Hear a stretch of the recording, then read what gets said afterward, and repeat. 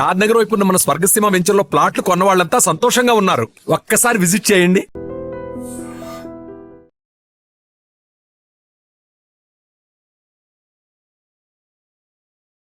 Welcome to iDream news. This is Pavan. Breaking news చూస్తున్నారు.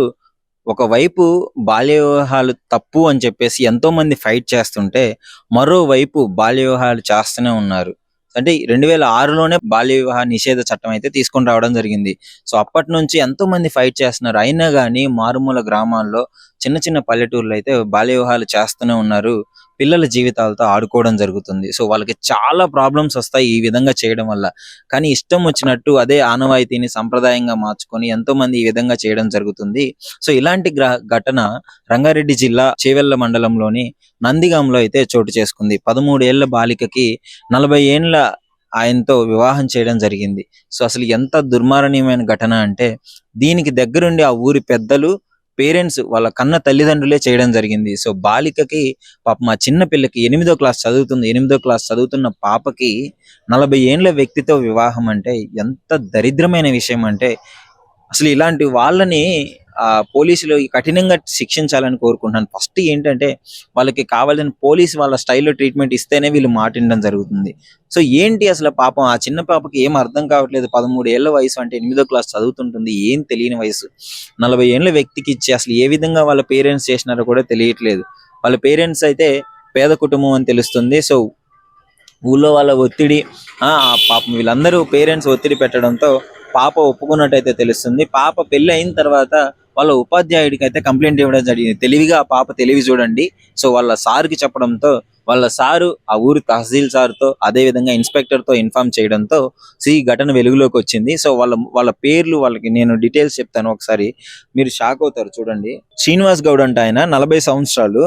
So పాపము అసలు వాళ్ళు ఎవరెవరైతే తప్పు చేశారో వాళ్ళందరినీ బొక్కలో వేస్తే గానీ వీళ్ళు మాటినరు. ఎవరైతే ఆ శ్రీనివాస్ గౌడ్ పాపం చిన్న పిల్ల, అసలు వాడి బుద్ధికి ఏమైంది? 40 ఏళ్ళు వచ్చినాయి కదా. వాళ్ళ కూతురు వయసు ఉంటుంది ఆ పాపకి.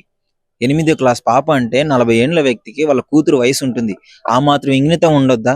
పేరెంట్స్ అంటే సరే, వాళ్ళ బుద్ధి గడ్డి తిని వాళ్ళు ఏదో చేసినారు.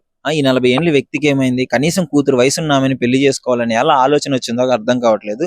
ముఖ్యంగా పోలీసు వాళ్ళైతే వీళ్ళందరినీ అదుపులోకి తీసుకోవడం జరిగింది. పేరెంట్స్ ని తీసుకున్నారు, వాళ్ళ తల్లిని, తండ్రిని, అదే విధంగా ఆ సంబంధం ఎవరైతే కుదిర్చాడో వాడిని కూడా కస్టడీలోకి తీసుకోవడం జరిగింది. సో ముఖ్యంగా పెళ్లి కొడుకు మీద పోక్సో కేసు కూడా వేసే అవకాశం ఉంది. ఎందుకంటే 8వ తరగతి చదువుతున్న బాలిక, డెఫినెట్లీ పోక్సో కేసు అయితే పడేటట్టు అవకాశం ఉంది. అదే విధంగా 2006లో బాల్య వివాహ నిషేధ చట్టం కింద కూడా కేసు నమోదు చేయడం జరిగింది. సో ఇప్పుడు అందరూ ఊసలు లెక్కబట్టాల్సి వస్తుంది. ఆ చిన్నపిల్ల తెలివిగా ఒక్క చిన్న పని చేసింది. వాళ్ళ ఉపాధ్యాయుడికి చెప్పడం జరిగింది, చాలా తెలివైన పని చేసావమ్మా నువ్వు. సో ఉపాధ్యాయుడు తక్షణమే యాక్షన్ తీసుకొని ఈ విధంగా చేయడంతో పాప మా బాలిక సేఫ్ అయింది. సో ఆ పాపనైతే సో సురక్షిత వాళ్ళ కౌన్సిలింగ్ ఇవ్వడానికి అయితే తీసుకెళ్లడం జరిగింది. సో కొన్ని రోజులు అదే సఖీ గృహంలోనే ఉంచడం జరుగుతుంది.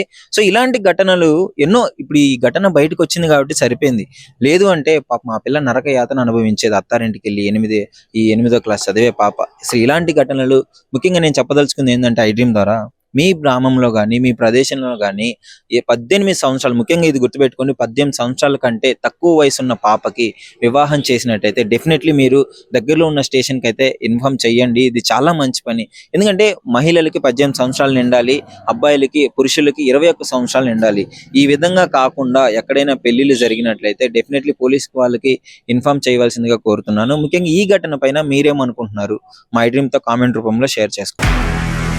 నిజంగా ప్రస్తుతం ఉన్నటువంటి సమాజం దేనికి ప్రయారిటీ ఇస్తుంది? ఆర్థిక సంబంధాల చుట్టూ మాత్రమే తిరుగుతుంది. మళ్ళీ ఎన్నికలంగానే చాలా విరక్తి కలుగుతాను. మంచి అనిపిస్తుంది కదా, లేడీస్ కూడా ఛాలెంజింగ్ జాబ్స్ చేసినప్పుడు చాలా బాగుంటది. ఫుడ్ డెలివరీ ఇవ్వటానికి వెళ్ళినటువంటి డెలివరీ బాయ్ అనిల్ పై కళ్ళ ముందు